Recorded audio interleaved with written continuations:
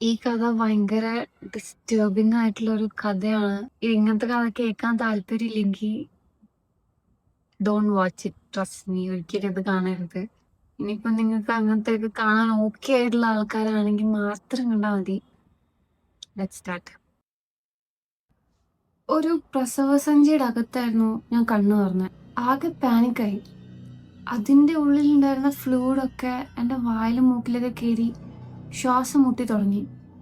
ഞാൻ പേടിച്ച് വിറച്ച് കിട്ടിയ ശക്തിയെല്ലാം എടുത്ത് ആ സഞ്ചി പോലുള്ള സാധനത്തിന്റെ ഭിത്തിയില് മാന്തി പൊളിച്ചു. ഒരു നനഞ്ഞ കീറുന്ന ശബ്ദത്തോടെ ഞാൻ താഴെ ചെളിയുള്ള ഒരു കല്ലിട്ട് തറയിൽ വീണു.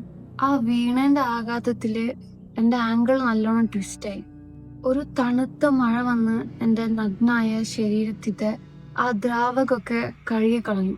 ഞാൻ എഴുന്നേക്കാൻ നോക്കി, പക്ഷെ എനിക്ക് പറ്റിയില്ല. ആ സ്ഥലം എനിക്ക് തീരെ പരിചയമുള്ള ഒരു സ്ഥലമല്ല. മോഡേൺ ബിൽഡിങ്ങും പുരാതന ബിൽഡിങ്ങും ഒക്കെ കൂട്ടിക്കലർത്തിണ്ടാക്കിയ ഒരു ക്രേസി ഡിസൈൻ പോലെ. മുകളിൽ ആകാശം കൊടുങ്കാറ്റും ഇടിയും മഴയും എല്ലാം കൊണ്ട് തിളച്ചു മറയായിരുന്നു. ഒരു ഗ്യാപ്പ് ഇടാണ്ട് വന്നുകൊണ്ടിരിക്കുന്ന ഇടിമിന്നലിന്റെ വെളിച്ചത്തില് എനിക്ക് ചുറ്റുള്ള കാര്യങ്ങളൊക്കെ കാണായിരുന്നു. അപ്പോഴാണ് ഒരാൾ എൻ്റെ അടുത്ത് വന്നത്. അയാളുടെ മുടിയൊക്കെ അഴുക്ക് പിടിച്ചിരിക്കുകയായിരുന്നു. പലതരം ലെതർ കഷ്ണങ്ങൾ തുന്നിച്ചേർത്ത ഡ്രസ്സിനിടയിലൂടെ മഴവെള്ളം ഇങ്ങനെ ഒഴുകുന്നുണ്ട്. അയാളൊന്നും പറഞ്ഞില്ല. വെറുതെ ഞാൻ തറയിൽ കിടന്ന് പെടയുന്നത് ഞാൻ നോക്കിയെന്നു. പ്ലീസ് എന്നെ ഒന്ന് സഹായിക്കൂ എന്ന് ഞാൻ കഷ്ടപ്പെട്ട് പറഞ്ഞു. അപ്പോൾ അയാൾ ചെയ്തത്, അയാളുടെ കാല് പൊക്കിക്കൊണ്ട് എൻ്റെ മുഖത്ത് ഒരൊറ്റ ചവിട്ട്. എൻ്റെ താടിയെല്ല് പൊട്ടി, കാഴ്ചയൊക്കെ ബ്ലറായി. അയാൾ പിന്നെ എൻ്റെ കൈ കാലുകളിലേക്ക് ശ്രദ്ധ തിരിച്ചു.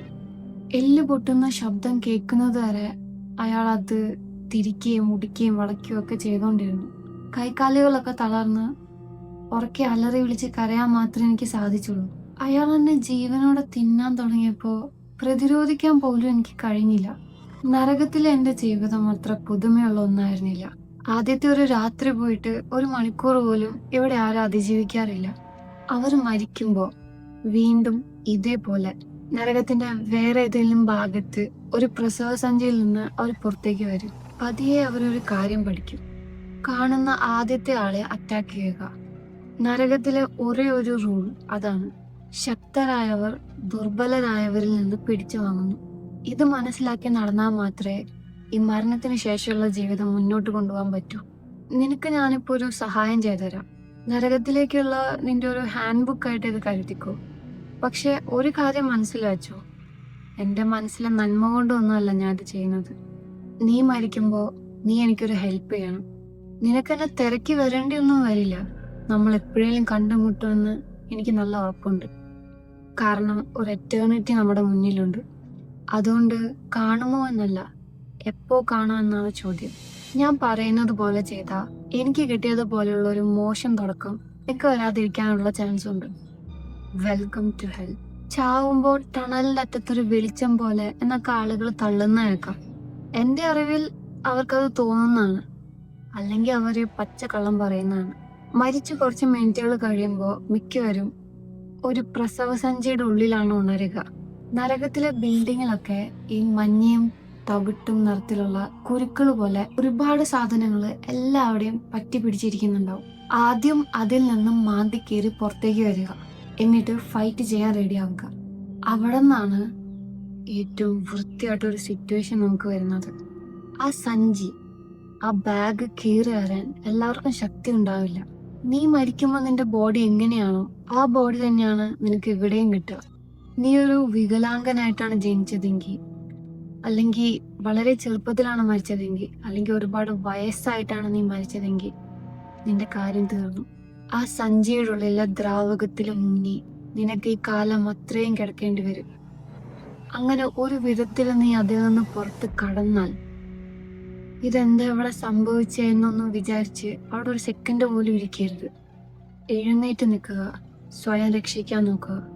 നീ ആദ്യം കാണുന്ന ആൾക്ക് നല്ല വിശപ്പുണ്ടാവാൻ സാധ്യതയുണ്ട്. നരകത്തിലെ ചെടികളോ മൃഗങ്ങളോ ഒന്നുമില്ല. അതുകൊണ്ട് മനുഷ്യരെ തന്നെ തിന്നുക എന്നല്ലാതെ വേറൊരു വഴിയുമില്ല. വിശന്ന് ചാവാനും വീണ്ടും സഞ്ചിയിൽ നിന്ന് ഇറങ്ങാനും ആഗ്രഹമില്ലെങ്കിൽ ആദ്യം കാണുന്ന ആളെ കൊല്ലാൻ തയ്യാറാവുക. ചിലപ്പോ കുറച്ചധികം തവണ ട്രൈ ചെയ്യേണ്ടി വരും. കാരണം ഇവിടുത്തെ താമസക്കാര് നിന്നേക്കാൾ മുന്നേ ഒരുപാട് കാലമായി അവിടെ നിൽക്കുന്നവരാണ്. അവരുടെ കയ്യിൽ മനുഷ്യന്റെ തൊലി കൊണ്ടുണ്ടാക്കിയ ആർമറോ തട്ടിക്കൂട്ടുണ്ടാക്കിയ മെറ്റലുകളോ എല്ലുകളോ ഒക്കെ കാണും. ഉറപ്പായി അവരുടെ കയ്യിൽ ഒരു കത്തിയോ ആക്സോ ഉണ്ടാവും. അവരെ തോപ്പിക്കാൻ പറ്റിയ അതൊക്കെ നിനക്ക് ഉപകാരപ്പെടും. അടുത്തതായി ചെയ്യേണ്ടത് ഒരു ഷെൽട്ടർ കണ്ടുപിടിക്കുക എന്നതാണ്. നരകത്തില് മഴ ഒരിക്കലും നിൽക്കില്ല. ന്യൂമോണിയ ഒക്കെ വന്ന് ചാവുന്നത് ഒരു വൃത്തികെട്ട പരിപാടിയാണ്.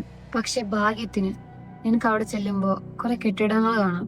മേൽക്കൂര പകുതി പോയ ഫർണിച്ചർ ഒന്നും ഇല്ലാത്ത ഒരു പഴയ വിക്ടോറിയൻ ബംഗ്ലാവിൽ താമസിക്കണോ അതോ പഴയ ഈജിപ്ഷ്യൻ സ്റ്റൈലിൽ മൺകട്ട കൊണ്ടുണ്ടാക്കിയ വീട് വേണോ?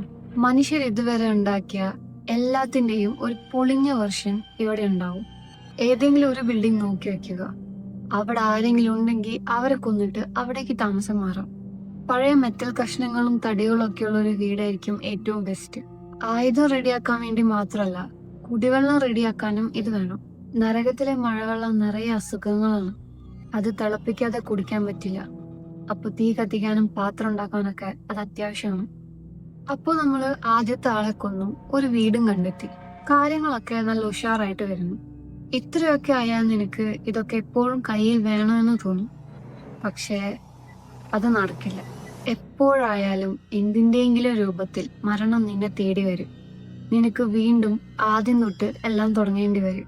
എന്റെ റെക്കോർഡ് 1 വർഷമാണ്. നിനക്കത് ബീറ്റ് ചെയ്യണമെങ്കിൽ നരകത്തെ പറ്റിയും ഇവിടെയുള്ള ആളുകളെ പറ്റിയും നീ അറിഞ്ഞിരിക്കണം. ഇവിടത്തെ പാപം പിടിച്ച മനുഷ്യന്മാരെ നമുക്ക് 2 കാറ്റഗറി ആക്കാം. ഒന്നാമത്തത് ഫ്രഷ് മീറ്റ്. ഈ ബർത്തിങ് സാക്കിയിൽ നിന്ന് പുറത്തു കിടക്കുന്നവരാണ് അവര്. ഫ്രഷ് മീറ്റിന്റെ കാര്യത്തിൽ ഒന്നില്ലെങ്കിൽ കൊല്ലുക അല്ലെങ്കിൽ കൊല്ലപ്പെടുക, അതാണ് അവസ്ഥ. ഈ പ്രസവ സഞ്ചിയിൽ നിന്ന് പുറത്തേക്ക് വരുന്നവരാണ് അവര്. ഇവർക്ക് ഡ്രസ്സും ആയുധങ്ങളും ഒക്കെ വേണം. അതുകൊണ്ട് ഇവർ ആരെയും കൊല്ലാൻ റെഡി ആയിട്ടിരിക്കും. രണ്ടാമത്തെ കാറ്റഗറിയാണ് റെസിഡൻസ്, താമസക്കാര്. ഇവർ ഈ ഫ്രഷ് മീറ്റിനെ കാണുന്നത് വളരെ എളുപ്പത്തിൽ കിട്ടുന്ന ഒരു ആഹാരമായിട്ടും ലെതറും എല്ലാം ഒക്കെ കിട്ടാനുള്ള ഒരു സോഴ്സും ആയിട്ടാണ്. റെസിഡൻസിന്റെ കാര്യങ്ങൾ കുറച്ചുകൂടെ എളുപ്പമാണ്. അതുകൊണ്ട് തന്നെ അവർ ആ സ്റ്റാറ്റസ് നിലനിർത്താൻ വേണ്ടി അവർ ഒരുപാട് പാടുപെടും. പക്ഷെ ഒരു കാര്യം ഓർത്തു വെക്കണം, റെസിഡൻസ് ഫ്രഷ് മീറ്റിനെ വേട്ടയാടുന്നത് പോലെ തന്നെ അങ്ങോട്ടും ഇങ്ങോട്ടും ആക്രമിക്കാറുണ്ട്. ഇതൊക്കെ പറയുമ്പോൾ ഒരു കാര്യം കൂടെ പറയാനുള്ളതുണ്ട്. നരകത്തില് പെണ്ണുങ്ങൾക്കാണ് ആണുങ്ങളെക്കാൾ കൂടുതൽ ചെയ്യപ്പെടാനുള്ള സാധ്യത. അതൊരു ഫാക്റ്റ് ആണ്. നീ ഒരു ബോഡി ബിൽഡറോ അല്ലെങ്കിൽ ഫൈറ്റ് ചെയ്യാൻ അറിയുന്ന ഒരാളോ അല്ലെങ്കിൽ പ്രൊട്ടക്ഷന് വേണ്ടി ശരീരം വെക്കുന്നതായിരിക്കും ബുദ്ധി. നിന്റെ സെൽഫ് റെസ്പെക്ട് നിന്നെ ജീവനോടെ നിലനിർത്തില്ല. നീ മരിക്കുമ്പോൾ നിന്റെ ശരീരം എങ്ങനെയായിരിക്കും അത് തന്നെയായിരിക്കും ഇവിടെ കിട്ടുക എന്ന് ഞാൻ പറഞ്ഞില്ലേ. നരകത്തിലെ സൊസൈറ്റിയുടെ മെയിൻ കാര്യം അതാണ്. ചരിത്രം നോക്കിയാൽ യുദ്ധത്തിൽ മരിക്കുന്നത് മിക്കവാറും പുരുഷന്മാരാണ്. അതുകൊണ്ട് തന്നെ നരകത്തില് യുദ്ധത്തിനെ പറ്റിയ കരുത്തുള്ള ബോഡിയുള്ള കുറെ യുവാക്കളുണ്ടാവും. നിനക്കത് ഇഷ്ടപ്പെട്ടില്ലെങ്കിലും സത്യം അതാണ്. അവരാണ് ഇവിടെ കാര്യങ്ങൾ തീരുമാനിക്കുന്നത്. നിനക്ക് അവരോട് പൊരുതാൻ കഴിയില്ലെങ്കിൽ അവർ പറയുന്നത് കേട്ട് നിൽക്കുന്നതായിരിക്കും ബുദ്ധി. നീ കുറെ കാലം ഇവിടെ സർവൈവ് ചെയ്യുകയും നന്നായി ഫൈറ്റ് ചെയ്യുകയും ചെയ്താൽ ചിലപ്പോൾ നിന്നെ ഒരു റെസിഡന്റ് ട്രൈബിലേക്ക് അവർ വിളിച്ചേക്കും. സുരക്ഷയ്ക്ക് വേണ്ടി ഗ്രൂപ്പായി നിൽക്കുന്നവരാണ് അവര്. ട്രസ്റ്റ് മീ, ഒരു ഗ്രൂപ്പിന്റെ ഭാഗമായാൽ പിന്നെ നരകത്തിലെ കാര്യങ്ങൾ കുറച്ചും കൂടി ഈസി ആവും. പക്ഷെ നീ ഒരു റെസിഡന്റ് ആയിരിക്കുന്നിടത്തോളം കാലം മാത്രമേ ആ ട്രൈബിൽ നിനക്ക് സ്ഥാനമുള്ളൂ. നീ ഒരു വട്ടം കൊല്ലപ്പെട്ടാൽ നീ വീണ്ടും ഒരു ഫ്രഷ് മീറ്റ് ആയി മാറും. നരകത്തിൽ ഒരു സിവിലൈസ്ഡ് സൊസൈറ്റി എന്ന് വിളിക്കാൻ പറ്റിയ ഏക കാര്യം ഈ ഗോത്രങ്ങളാണ്. നീ ഒരു ട്രൈബിന്റെ ഭാഗമാണെങ്കിൽ നിന്നെ കൊല്ലാൻ നിൽക്കാത്ത കുറച്ചു പേരെങ്കിലും നിന്റെ കൂടെ ഉണ്ടാവും.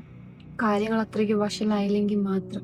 എന്റെ ഈ സർവൈവൽ റെക്കോർഡിന് കാരണം ഞാനൊരു ട്രൈബിൽ കയറിയതുകൊണ്ട് മാത്രമാണ്. കുറച്ചു കാലം ജീവിതം നല്ലതായിരുന്നു. ഞങ്ങൾക്ക് ഏകദേശം 50 സോൾജേഴ്സും ആവശ്യത്തിന് പെണ്ണുങ്ങളും ഉണ്ടായിരുന്നു. ഞങ്ങളെ തൊടാൻ ആർക്കും ധൈര്യമില്ലായിരുന്നു. ആണുങ്ങൾക്കിടയിൽ ഒരു ഹോണർ കോഡ് ഒക്കെ ഉണ്ടായിരുന്നു. അതുകൊണ്ട് കൂടെയുള്ളവൻ പുറത്തുനിന്ന് കുത്തു എന്ന പേടി വേണ്ട. എൻ്റെ ഈ എറ്റേണൽ ലൈഫ് അങ്ങനെയൊക്കെ കംഫർട്ടബിൾ ആയിട്ട് പോയേനെ. പക്ഷെ നരകത്തിന് നല്ല കാര്യങ്ങളൊക്കെ നശിപ്പിക്കാൻ ഒരു പ്രത്യേക കഴിവുണ്ട്. മനുഷ്യമാംസവും ഈ മഴവെള്ളമൊന്നും അത്ര ബാലൻസ് ആയ ഡയറ്റ് അല്ലല്ലോ. അതുകൊണ്ട് എത്ര വലിയ പുലിയാണെങ്കിലും അവസാനം പോഷകാഹാര കുറവ് കാരണമായിരിക്കും. ഞാൻ 1 വർഷം പിടിച്ചു നിന്നു. പക്ഷെ അവസാനത്തെ കുറച്ച് മാസങ്ങൾ നരകയാതനയായിരുന്നു. എനിക്ക് ദൈവത്തിൽ വിശ്വാസം ഉണ്ടായിരുന്നെങ്കിൽ ഞാൻ പറഞ്ഞേനെ, ആരും ഈ ഫുഡ് ചെയിന് മുകളിൽ അധികകാലം ഇരിക്കരുതെന്ന് ദൈവം പ്ലാൻ ചെയ്താണ് ഇത് ഉണ്ടാക്കിയതെന്ന്. പിന്നെ ഇവിടെ 2 സ്ഥലങ്ങളാണുള്ളത്, the city and the waste land. മിക്കവരും താമസിക്കുന്നത് ഡിസ് എന്ന നരകത്തിലെ സിറ്റിയിലാണ്. അവിടെയാണ് ഫ്രഷ് മീറ്റ് ജനിക്കുന്നത്. ആ സ്ഥലത്തിന്റെ വലിപ്പവും ആയുസൊക്കെ വെച്ച് നോക്കിയാൽ കുറെ പേര് ജീവിതകാലം മുഴുവൻ ഈ സിറ്റിക്ക് പുറത്തു പോകാതെ ഇവിടെ തന്നെ കഴിച്ചു കൂട്ടും. എൻ്റെ ഒരു ഉപദേശം ഇതാണ്: ഒരിക്കലും ഈ സിറ്റി വിട്ട് പുറത്തു പോകരുത്. ഈ സിറ്റിയിലെ സ്ട്രീറ്റൊക്കെ കഠിനമാണെന്നത് സത്യം തന്നെ, പക്ഷെ പുറത്തു പോയാൽ കാര്യങ്ങൾ അതിലും മോശമാണ്. ഈ സിറ്റിക്ക് ചുറ്റും ഗെഹന്ന എന്ന് പറയുന്ന ഒരു വേസ്റ്റ് ലാൻഡ് ഉണ്ട്.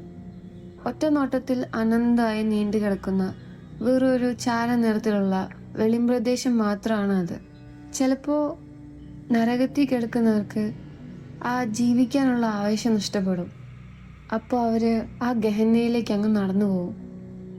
പോയവർ മിക്കവാറും തിരിച്ചു വരാറില്ല. കുറേ കാലം മുമ്പ് ഞാനും ഒരു വട്ടം അങ്ങനെ പോയിട്ടുണ്ട്.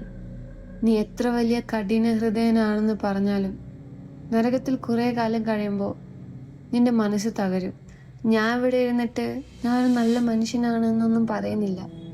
അങ്ങനെ ആരെങ്കിലും പറയുന്നുണ്ടെങ്കിൽ അവർ കള്ളം പറയാണ്. പക്ഷേ ഞാൻ ഒരു വില്ലനൊന്നും അല്ലായിരുന്നു നരകത്തിൽ എത്തുന്നത് വരെ.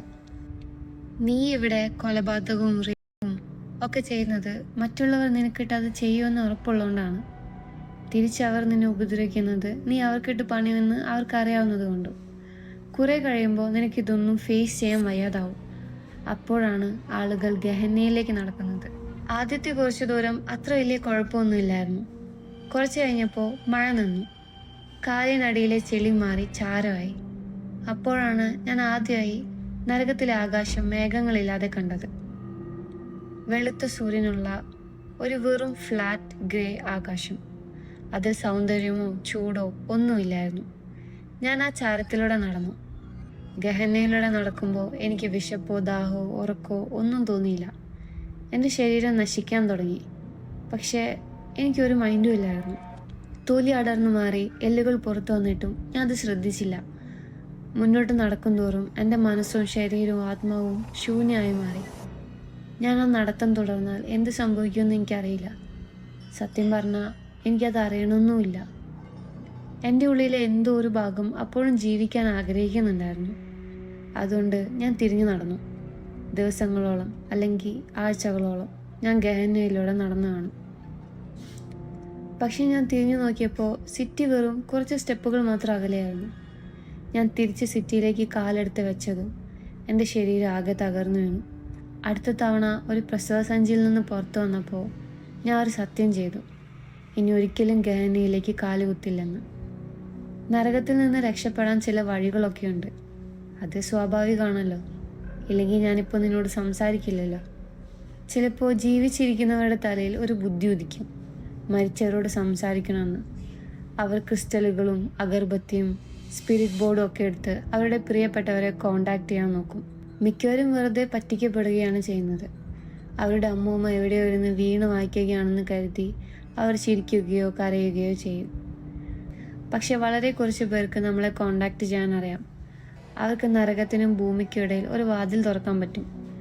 നരകത്തിലുള്ളവർക്ക് അത് മേഘങ്ങളിൽ നിന്ന് താഴേക്കിറങ്ങി വരുന്ന ഒരു തീ കൊണ്ടുണ്ടാക്കിയ തൂൺ പോലെയാണ്, പില്ലർ ഓഫ് ഫയർ. അങ്ങനെയാണ് അനുഭവപ്പെടുക. അങ്ങനെ ഒരു തീത്തൂൺ കണ്ടാൽ പിന്നെ അവിടെയുള്ള പാപികളെല്ലാം അതിൻ്റെ അടുത്തേക്ക് ഒരു ഭ്രാന്ത് പിടിച്ച പോലെ ഓടി വരും. ആയിരക്കണക്കിന് ആളുകൾ അങ്ങോട്ടും ഇങ്ങോട്ടും ചവിട്ടിയും കടിച്ചും മാന്തിയും ആ ഒരൊറ്റ എസ്കേപ്പ് റൂട്ടിന് വേണ്ടി പോരടിക്കുന്നത് കണ്ടാലേ മനുഷ്യൻ്റെ യഥാർത്ഥ സ്വഭാവം നമുക്ക് മനസ്സിലാവും. അതൊരു ചോരപ്പുഴ തന്നെയായിരിക്കും. എത്ര വലിയ മാന്യമായ ഗ്രൂപ്പും ആ സമയത്ത് തനിനിറം കാണിക്കും. കാരണം ഒരാൾക്ക് മാത്രമേ രക്ഷപ്പെടാൻ പറ്റൂ എന്നവർക്കറിയാം. ഞാൻ ഇതുവരെ 2 വട്ടം നരകത്തിൽ നിന്ന് രക്ഷപ്പെട്ടിട്ടുണ്ട്. എൻ്റെ ശരീരം ഇവിടെ ഉപേക്ഷിച്ച് ആ തീത്തൂണിലൂടെ ഞാൻ മേഘങ്ങൾക്ക് മുകളിലേക്ക് പോയി. ചിലർ വിചാരിക്കും ബാധ കൂടുന്നതാണെന്ന്. പക്ഷെ എനിക്ക് പറയാനുള്ളത് ഇതാണ്: ഡീമൺസ് എന്ന് പറയുന്ന സാധനം ഒന്നുമില്ല. ജീവിച്ചിരിക്കുന്നവർ ബാധ എന്ന് വിളിക്കുന്നത് യഥാർത്ഥത്തിൽ നരകത്തിൽ നിന്ന് രക്ഷപ്പെട്ട ഒരാൾ പുതിയൊരു ബോഡി ടെസ്റ്റ് ചെയ്യുന്നതിനെയാണ്. ഒന്ന് ആലോചിച്ച് നോക്ക്. നരകത്തിൽ ഇത്രയും കഷ്ടപ്പെട്ട് പൊരുതി തിരിച്ചു വന്ന ഒരാൾ ഭൂമിയിൽ വന്ന് അടങ്ങി ഒതുങ്ങിയിരിക്കുമോ? ഒരിക്കലുമില്ല. താമസിയാതെ നമ്മൾ പരിധി ലംഘിക്കും. ഒടുവിൽ ആ ബോഡി മരിക്കുകയോ അല്ലെങ്കിൽ വീട്ടുകാർ ഏതെങ്കിലും എക്സോസിസ്റ്റിനെ വിളിച്ച് നമ്മൾ ഓടിക്കുകയോ ചെയ്യും. അതോടെ നമ്മൾ വീണ്ടും നരകത്തിലെ ആ ബർത്തിങ് സാക്കിലേക്ക് തിരിച്ചെത്തും. ഇപ്പോഴത്തേക്ക് നിനക്ക് നരകത്തെ പറ്റി ഒരു ഏകദേശ ഐഡിയ കിട്ടി കാണില്ലേ? പുറത്തുവന്നാൽ ആദ്യം കാണുന്നവനെ കൊല്ലണം, വസ്ത്രവും ഭക്ഷണവും ഷെൽട്ടറും കണ്ടെത്തണം. എന്ത് ചെയ്താലും എന്നെങ്കിലും നീ വീണ്ടും ഫ്രഷ് മീറ്റായി മാറുമെന്നും നിനക്കിപ്പോൾ അറിയാം.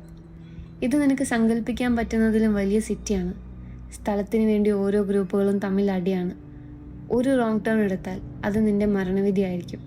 എവിടെ പോകണം എവിടെ പോകരുതെന്ന് പതിയെ നിനക്ക് മനസ്സിലാവും.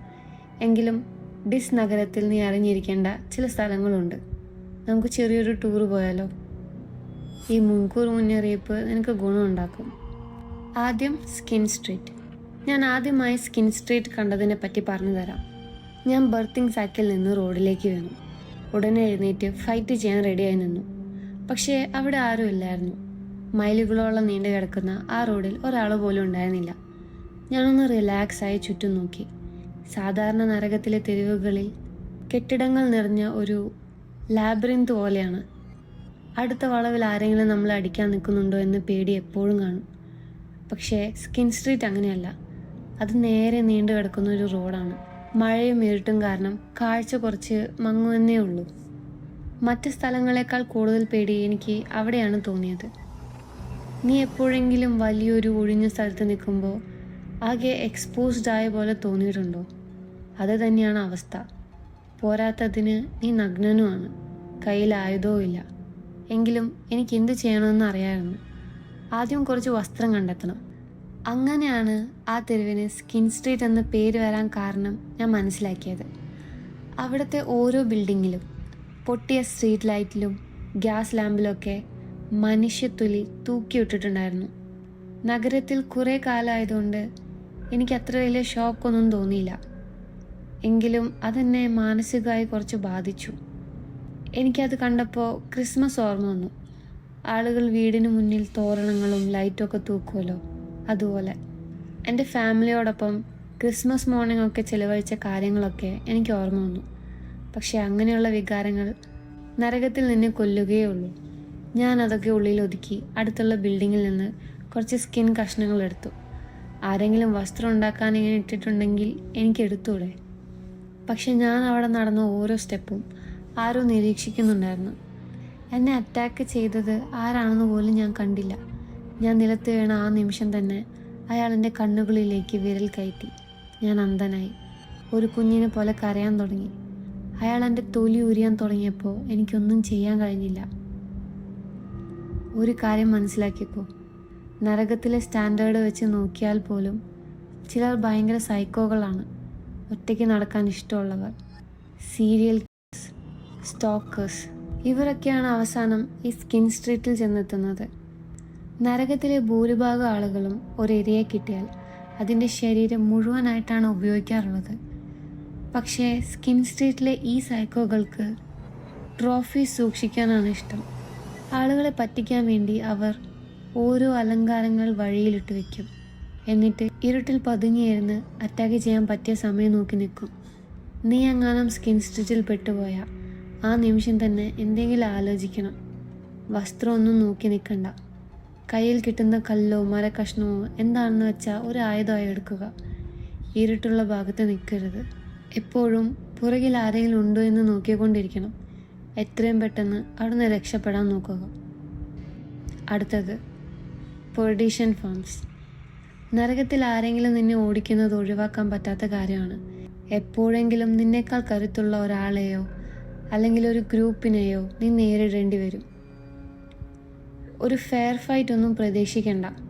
നിന്നെ എളുപ്പത്തിൽ തോൽപ്പിക്കാൻ പറ്റുമെങ്കിൽ അവരത് ചെയ്തിരിക്കും. ജീവനും കൊണ്ട് ഓടുമ്പോൾ ചുറ്റുമുള്ള കാര്യങ്ങൾ ശ്രദ്ധിക്കാൻ പലപ്പോഴും നമ്മൾ മറന്നുപോകും. അതൊരു വലിയ തെറ്റാണ്. പെർഡീഷൻ ഫാംസിൻ്റെ അതിർത്തിയിൽ നിറയെ പരസ്യ ബോർഡുകൾ കാണാം. അതൊക്കെ വിശ്വസിക്കാൻ മാത്രം വിഡ്ഢികളായ ആളുകൾക്ക് ഫ്രീ ഫുഡും സുരക്ഷയും ഒക്കെയാണ് അവർ ഓഫർ ചെയ്യുന്നത്. ആ പ്രദേശം ഭരിക്കുന്ന ഗ്രൂപ്പുകൾ ആളുകളെ റോഡിൽ നിന്ന് ഓടിച്ച് അവരുടെ ഇൻഡസ്ട്രിയൽ കോംപ്ലക്സിലേക്ക് കയറ്റാൻ നോക്കും. ഒരു നല്ല വാർത്ത എന്താണെന്ന് വെച്ചാൽ അവർ അതിനെ കൊല്ലില്ല. പക്ഷേ മോശം വാർത്ത അവർക്ക് ആളുകളെ ജീവനോടെ പിടിക്കാനാണ് ഇഷ്ടം എന്നതാണ്. അവർക്ക് അവിടെ ഒരു വലിയ പ്രൊജക്റ്റ് തന്നെയുണ്ട്. നരകത്തിൽ ആര് ഭക്ഷണ ഉൽപ്പാദനം തുടങ്ങാൻ തീരുമാനിച്ചു എന്ന് എനിക്കറിയില്ല. പക്ഷേ കാലങ്ങളായി പല ഗ്രൂപ്പുകളും ആ സ്വപ്നം സത്യമാക്കാൻ നോക്കുന്നുണ്ട്. നീ അവരുടെ കയ്യിൽ അകപ്പെട്ട ഒരടിമയെപ്പോലെ പണിയെടുക്കേണ്ടി വരും.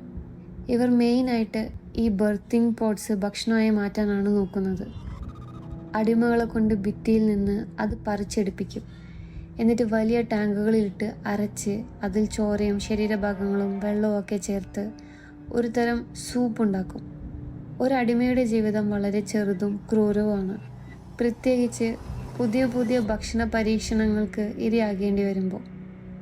ആ സഞ്ചിയിലെ വെള്ളം, അമ്നിയോട്ടിക് ഫ്ലൂയിഡ്, അത്യാവശ്യ ഘട്ടത്തിൽ കുടിക്കാം. പക്ഷെ അധികമായ നിന്റെ ശരീരത്തിലെ എല്ലാ ദ്വാരങ്ങളിലൂടെയും അത് പുറത്തേക്ക് വരും. പക്ഷേ ആ സഞ്ചിയിലെ മാംസത്തിൻ്റെ കാര്യം വേറെയാണ്. അത് ശരിക്കും മാംസമാണോ അതോ ഒരു തരം ഫംഗസ് ആണോ എന്ന് എനിക്കറിയില്ല. പക്ഷേ അതൊരിക്കൽ കഴിച്ചാൽ നിൻ്റെ ഉള്ളിൽ പുതിയൊരു ബർത്തിങ് സാക്ക് വളരാൻ തുടങ്ങും. ആ ഗർഭസഞ്ചി നിൻ്റെ വയറ് പൊട്ടിച്ച് പുറത്തു വരുന്നതിന് മുമ്പ് നീ മരിച്ചു പോകുന്നത് ഒരു വലിയ ആശ്വാസമാണ്. ആ ഗ്രൂപ്പിലുള്ളവർ ഈ ഭക്ഷണം സ്വന്തം ശരീരത്തിൽ പരീക്ഷിക്കാൻ മാത്രം വിഡ്ഢികളല്ല. അതുകൊണ്ട് അവർക്ക് അടിമകളെ വേണം. പെർഡീഷൻ ഫാംസിലേക്ക് പോകരുത് എന്ന് നിന്നെ നിർബന്ധിക്കാൻ എനിക്ക് പറ്റില്ല. എങ്കിലും ഒരു ഉപദേശം തരാം. അങ്ങോട്ടേക്ക് നിന്നെ ആരെങ്കിലും ഓടിച്ച് കയറ്റാൻ നോക്കുകയാണെങ്കിൽ കയ്യിൽ കിട്ടുന്ന എന്തെങ്കിലും വെച്ച് സ്വന്തം കഴുത്ത് അറുക്കുന്നതാണ് നല്ലത്. അവിടെ അടിമയായി കഴിയുന്നതിനേക്കാൾ 100 വട്ടം നല്ലത് മരിച്ചിട്ട് വീണ്ടും ഫ്രഷ് മീറ്റായി വരുന്നതാണ്. ഇനി ബോൺയാർഡ്. നീ ഒരു റിലീജിയസ് സൈക്കോ ആണെങ്കിൽ നിനക്ക് പറ്റിയ സ്ഥലം ഇതാണ്. നരകത്തിൽ വരാൻ മാത്രം യോഗ്യതയുള്ള ചില മതഭ്രാന്തന്മാരുണ്ട്. പള്ളിക്ക് വേണ്ടി കേക്ക് ഉണ്ടാക്കി കാശുണ്ടാക്കുന്ന പാവം പിടിച്ചവരെയല്ല ഞാൻ ഉദ്ദേശിക്കുന്നത്. ദൈവം കൽപ്പിച്ചു എന്ന് പറഞ്ഞ് യുദ്ധത്തിന് പോയവർ, ആഭിചാരം ആരോപിച്ച് സ്ത്രീകളെ ചുട്ടുകൊന്നവർ. ഇങ്ങനെയുള്ളവർ നരകത്തിൽ വന്നാലും അവർക്ക് എന്താ സംഭവിച്ചതെന്ന് അവർക്ക് മനസ്സിലാവില്ല. ഇതൊക്കെ ദൈവത്തിൻ്റെ ഒരു പരീക്ഷണമാണെന്ന് കരുതി അവരപ്പോഴും ജീവിക്കും. അങ്ങനെയുള്ളവർ ബോണിയാർഡിൽ ഒത്തുകൂടും. പണ്ടതൊരു വലിയ പള്ളിയും ചുറ്റും ഒരു സെമിത്തേരിയൊക്കെ ആയിരുന്നു എന്നാണ് കേട്ടത്. പക്ഷേ ഇന്ന് അതൊരു ചേരി പ്രദേശം പോലെയാണ്. തെരുവിൽ നിന്ന് കിട്ടുന്ന സാധനങ്ങൾ വെച്ചുണ്ടാക്കിയ പള്ളികളും ചർച്ചുകളും അവിടെ കാണാം. എവിടെ നോക്കിയാലും കണ്ണിൽ ഭ്രാന്തുള്ള മതപ്രസംഗകരെയും ആളുകളെ നിർബന്ധിച്ച് മതം മാറ്റാൻ നടക്കുന്ന മാസ്ക് വെച്ച ഗുണ്ടകളെയും കാണാം. ശരീരത്തെ പീഡിപ്പിക്കുക എന്നതാണ് അവിടുത്തെ പ്രധാന വിനോദം. ശരീരം മോശമാണെന്നും പാപങ്ങളിൽ നിന്നും മുക്തി നേടാൻ അതിനെ ശിക്ഷിക്കണമെന്നും അവർ പ്രസംഗിച്ചുകൊണ്ടിരിക്കും. ദൈവത്തിന് മുന്നിൽ സ്വയം ശുദ്ധീകരിക്കാൻ കിട്ടിയ വലിയ അവസരമായിട്ടാണ് അവരിതിനെ കാണുന്നത്. പീഡിപ്പിക്കാനും ക്രൂരത കാണിക്കാനും അവർക്ക് കുറേ കാലത്തെ പ്രാക്ടീസ് ഉണ്ട്. ഞാനൊരു നല്ല മനുഷ്യനൊന്നുമല്ല. ഞാൻ കൊന്നിട്ടുണ്ട്, റേപ്പ് ചെയ്തിട്ടുണ്ട്, മനുഷ്യമാംസം കഴിച്ചിട്ടുണ്ട്. പക്ഷേ ബോൺയാർഡിൽ നടക്കുന്ന ചില കാര്യങ്ങൾ സ്വപ്നത്തിൽ പോലും വിചാരിക്കാൻ കഴിയില്ല. അത്രയും ഭീകരാണ്. സത്യം പറഞ്ഞ ഒരിക്കൽ അബദ്ധത്തിലവിടെ ചെന്നുപെട്ട ആ കാഴ്ചകൾ ഇന്നും എൻ്റെ തലയിൽ നിന്ന് പോയിട്ടില്ല. നഗ്നയാക്കി കെട്ടിയിട്ട ഒരു സ്ത്രീയെ ഇരുമ്പുകൾ കൊണ്ട് ഉപദ്രവിക്കുന്നത് ഞാൻ കണ്ടു. ഒരു പ്രസംഗൻ ഒരു കൂട്ടം ആളുകളുടെ മുന്നിൽ വെച്ച് സ്വന്തം കണ്ണുകളും ചുണ്ടുകളും തുന്നിക്കെട്ടി. എന്നിട്ടൊരു കല്ല് ഉപയോഗിച്ച് സ്വന്തം പുരുഷത്വം അറുത്തെടുത്തു. 14 വയസ്സുള്ള ഒരു പയ്യനെ എല്ലാവരും നോക്കി നിൽക്കെ ക്രൂശിച്ചു. ഒരു പെൺകുട്ടിയെ അഴുക്കുവെള്ളത്തിൽ മുക്കിക്കൊന്നു. പ്രായമായ ഒരാളുടെ നഖങ്ങൾക്കിടയിലൂടെ കല്ലുകൾ തിരികെ കയറ്റി.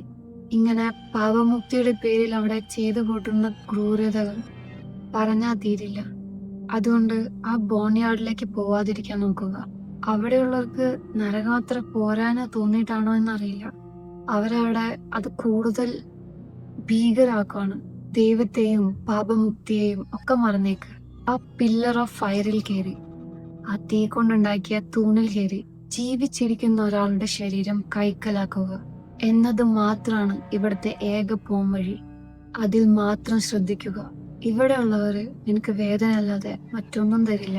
എനിക്കിനി അധികം സമയമില്ല. ഭൂമിയിലെ ഈ ജീവിതം എനിക്ക് ശരിക്കും ആസ്വദിക്കണം. ഇപ്പോൾ ഇരിക്കുന്ന ഈ ബോഡി വെച്ച് പോലീസിന് മുന്നിൽ ചെന്ന് പെടുന്നത് അത്ര നല്ലതല്ല.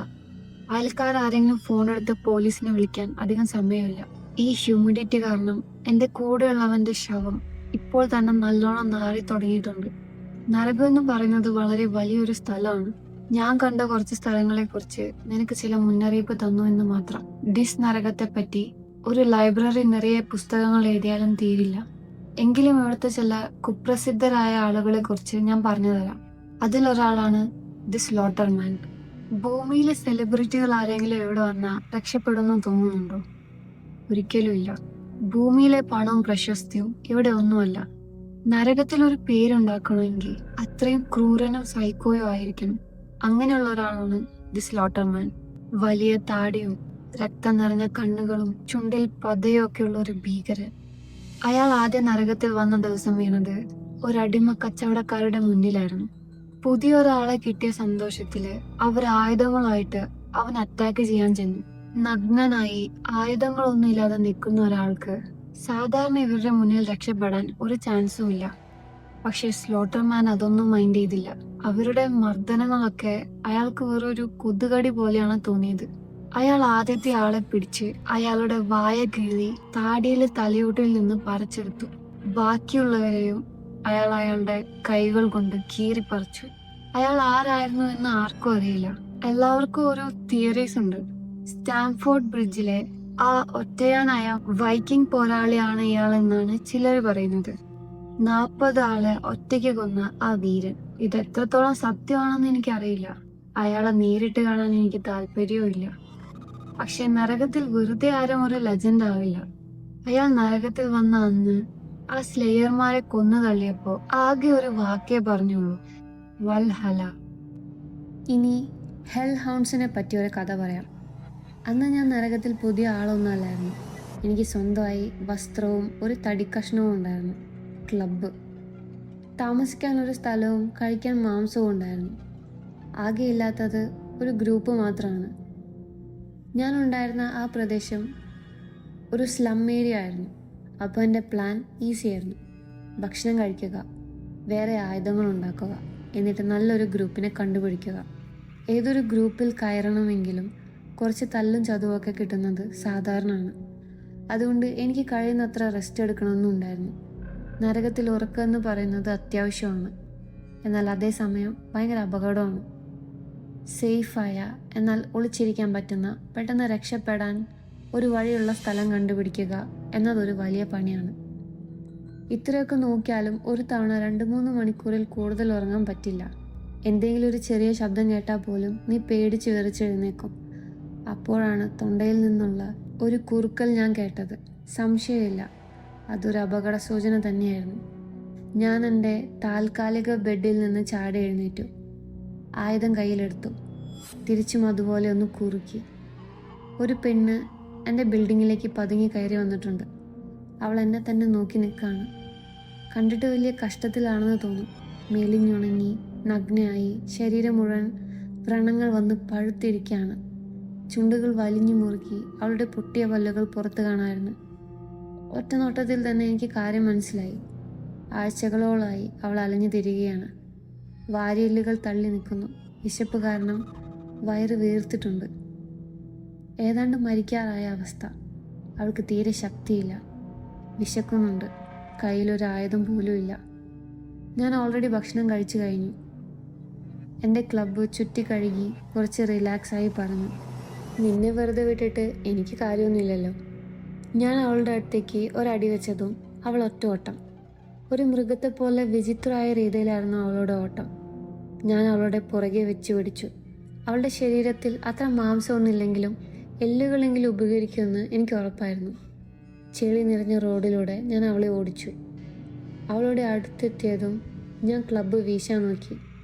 പക്ഷെ അവൾ പെട്ടെന്ന് അവിടെ നിന്നു. അവൾ അപ്രതീക്ഷിതമായി നിന്നപ്പോൾ എനിക്ക് ബാലൻസ് കിട്ടിയില്ല. ഞാൻ അവളുടെ മേലേക്ക് തട്ടിമറിഞ്ഞു വീണു. വീഴ്ചയിൽ എൻ്റെ കയ്യിലുണ്ടായിരുന്ന ആയുധവും പോയി. ആ സമയത്ത് അവൾ വിജയശ്രീ ലാളിതയായി ഒന്ന് ഊരിയിട്ടു. തൊട്ടു പിന്നാലെ വേറൊരു 10-12 പേരുടെ ഊരിയിടൽ കൂടെ കേട്ടു.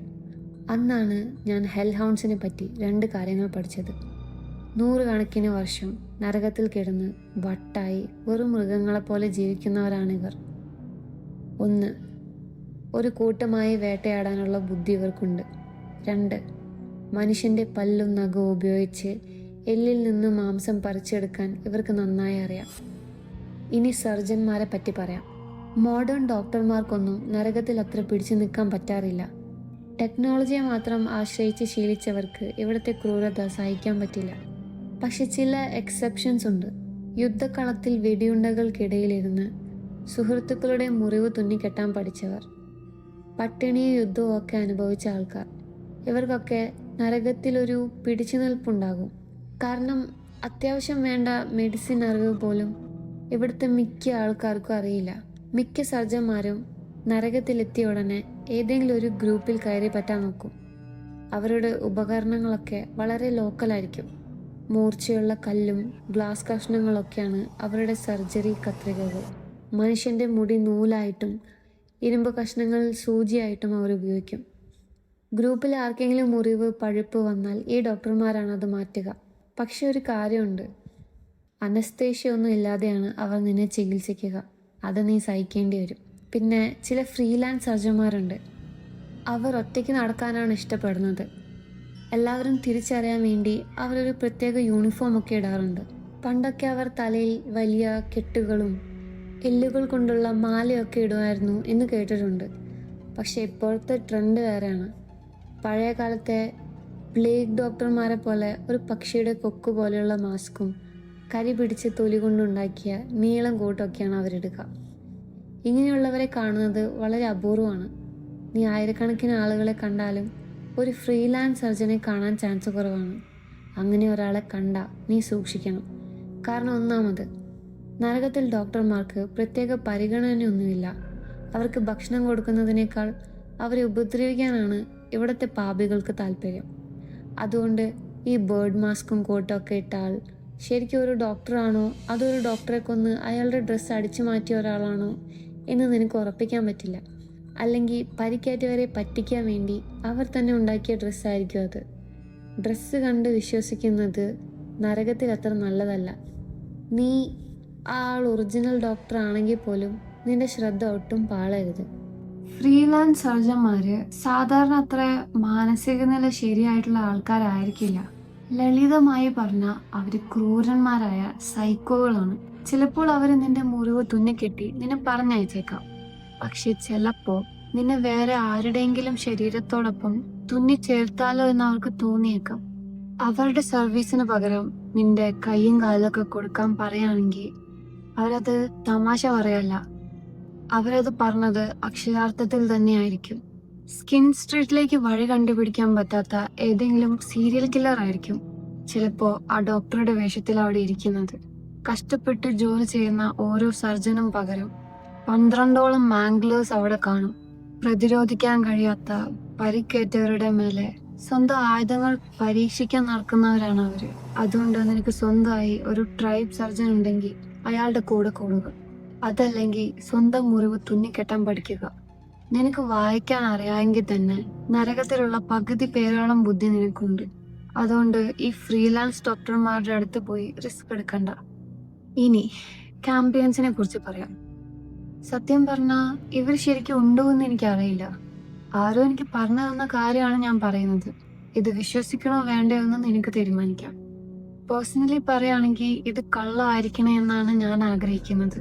നരകത്തില് റേപ്പ് നടക്കുന്നത് ഒരു സാധാരണ കാര്യമാണ്. നിനക്ക് ശക്തിയില്ലെങ്കിൽ അത് നിനക്ക് നേരെയും സംഭവിക്കും. പക്ഷെ സ്ത്രീകൾക്കുള്ളൊരു നല്ല ന്യൂസ് എന്താണെന്ന് വെച്ചാൽ നരകത്തിലുള്ള ആണുങ്ങൾക്ക് കുട്ടികളുണ്ടാവില്ല. ആരും മിക്കവാറും ഗർഭിണിയാവില്ല. ഞാൻ മിക്കവാറും എന്ന് പറയാൻ കാരണമുണ്ട്. കഥകൾ വിശ്വസിക്കാമെങ്കിൽ എപ്പോഴെങ്കിലും എവിടെയെങ്കിലും ഒരു കുഞ്ഞ് ജനിക്കാനുള്ള വളരെ ഒരു ചെറിയ സാധ്യതയുണ്ട്. അത് സംഭവിക്കാനുള്ള ചാൻസ് 1,00,000-ൽ-1. ഇനി ഗർഭിണി ആയാൽ തന്നെ നരകത്തിലെ ഈ അവസ്ഥയിൽ 9 മാസം കുഞ്ഞിനെ വയറ്റി ചുമന്ന് നടക്കുക എന്നത് ഏറ്റവും ഇമ്പോസിബിൾ ആയിട്ടുള്ള കാര്യമാണ്. പക്ഷെ ഇതൊരു എറ്റേണിറ്റി ആണല്ലോ. ഒരു കുരങ്ങനെ ഒരു ടൈപ്പ് റൈറ്ററിന്റെ മുന്നിലിരുത്തിയാൽ എന്നിട്ട് കാലാകാലം ടൈപ്പ് ചെയ്താൽ എന്നെങ്കിലും ഒരു ദിവസം അവൻ ഷേക്സ്പിയറിന്റെ കൃതികൾ ടൈപ്പ് ചെയ്യും എന്ന് പറയാറില്ലേ? അതുപോലെ സംഭവിക്കുന്ന ഒന്നാണ് ഈ ക്യാമ്പയിൻ. നരകത്തിൽ വെച്ച് ഗർഭം ധരിക്കുകയും അവിടെ തന്നെ ജനിക്കുകയും ചെയ്യുന്ന കുഞ്ഞ്. ഇവരുണ്ടെന്ന് ഞാൻ ഉറപ്പിച്ച് പറയുന്നില്ല. പക്ഷെ ഇത് നേരിട്ട് കണ്ടു എന്ന് സത്യം ചെയ്യുന്ന ഒരാളെ ഞാൻ കണ്ടിട്ടുണ്ട്. നീ ഈ ബർത്തിങ് സാക്കുകളില്, ഈ പ്രസവ സഞ്ചിയില് ഇടയ്ക്ക് കുഞ്ഞുങ്ങളെ കണ്ടേക്കാം. പക്ഷെ അവരെ ആരും ശ്രദ്ധിക്കാറില്ല. അവർക്ക് തെരുവിലൊരു ദിവസം പോലും തികയ്ക്കാൻ പറ്റില്ല. അതുകൊണ്ട് അവർ അവിടെ തന്നെ വിടുന്നതാണ് നല്ലത്. ചില സൈക്കോകൾ ആ സഞ്ചി കീറി അവരെ പുറത്തെടുക്കാറുണ്ട്. അതിന്റെ ബാക്കി പറയാൻ എനിക്ക് താല്പര്യമില്ല.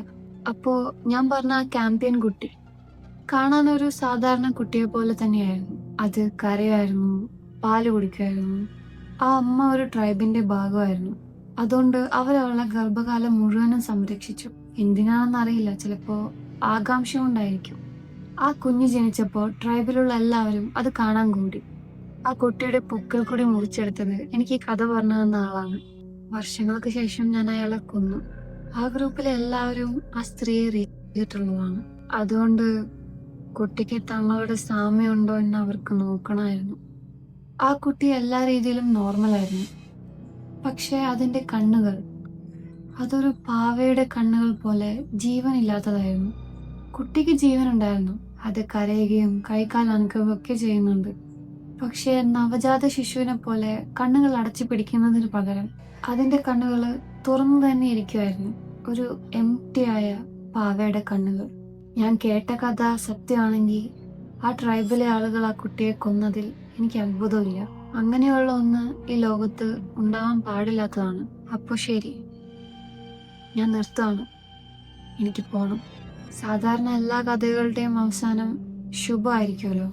വില്ലനെ കൊല്ലും, നായികയെ രക്ഷിക്കും, അവസാനം ഒരു ഗുണപാഠമൊക്കെ ഉണ്ടാവും. പക്ഷെ ഇവിടെ അതിൻ്റെ ഒന്നും ആവശ്യമില്ല. പഠിക്കാൻ ഗുണപാഠങ്ങളും ഇല്ല. നമ്മൾ ആരും ഇവിടെ സന്തോഷത്തോടെ അല്ല ജീവിക്കുന്നത്.